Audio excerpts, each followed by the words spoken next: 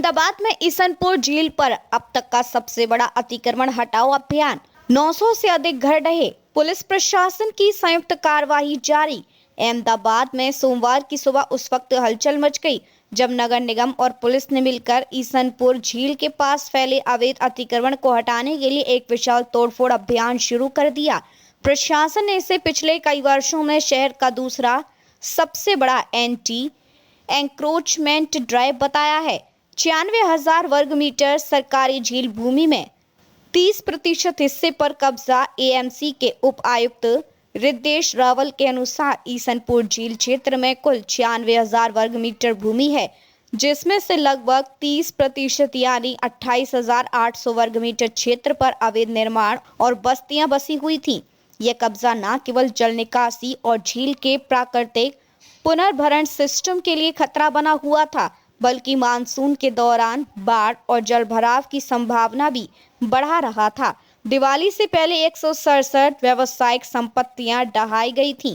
रावल ने बताया कि दिवाली से पहले ही 167 व्यावसायिक अवैध ढांचों को तोड़ा जा चुका था।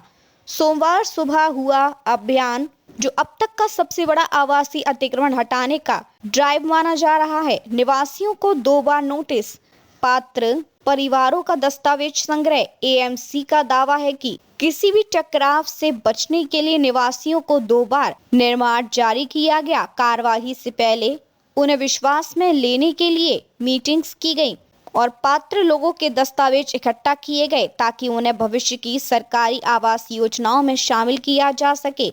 ये प्रक्रिया अहमदाबाद में चल रहे झील संरक्षण और पुनर्जीवन अभियान का हिस्सा है, जिसे गुजरात सरकार ने 2023 से 2026 से प्राथमिक के रूप में तेज किया है। 550 पुलिसकर्मी तैनात, ड्रोन से कड़ी निगरानी। जोन 6 के डीसीपी भागीरथ सिंह गढ़वी ने बताया कि कानून व्यवस्था बनाए रखने के लिए 550 पुलिसकर्मियों की तैनाती की गई है। ड्रोन कैमरों के जरिए इलाके की रियल टाइम निगरानी की जा रही है ताकि कोई विरोध ना हो, सुरक्षा बनी रहे और मशीनरी का काम बाधित ना हो। सुबह 6 बजे शुरू हुए ड्राइव में दोपहर तक दर्जनों ढांचे ढहा दिए गए। 80% निवासी पहले ही स्थानांतरित हो चुके थे।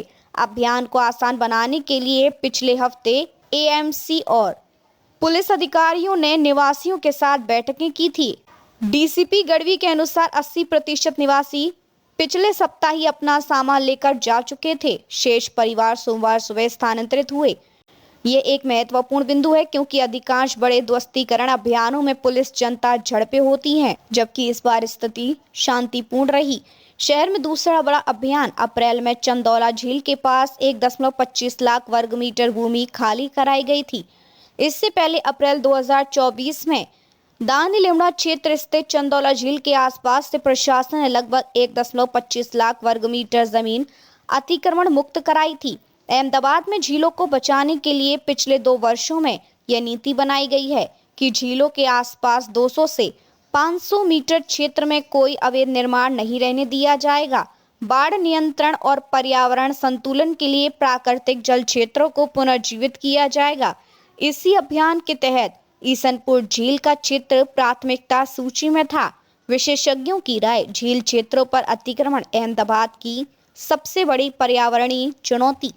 शहरी योजनाकारों और पर्यावरण विशेषज्ञों का कहना है कि पिछले 20 वर्षों में अहमदाबाद की कई झीलें संकरी हो गई। आबादी बढ़ने के साथ झीलों के किनारों पर बस्तियां और दुकानों ने जगह घेर ली। इससे मानसून के दौरान बाढ़, जलभराव और ग्राउंड वाटर रिचार्ज में गिरावट आई है। ईसनपुर झील का क्षेत्र भी इसी समस्या से जूझ रहा था। आगे क्या? एएमसी के अधिकारियों के अनुसार अगले 2 से 3 दिनों में पूरा अतिक्रमण क्षेत्र खाली करा लिया जाएगा।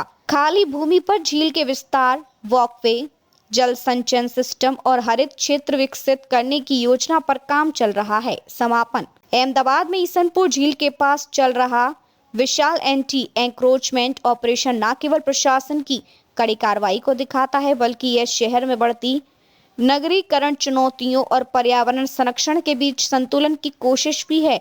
दिवाली से पहले 167 व्यावसायिक ढांचों और अब 925 आवासीय ढांचों को हटाकर एएमसी ये संदेश दे रहा है कि झीलों पर कब्जा अब किसी भी हालत में बर्दाश्त नहीं किया जाएगा।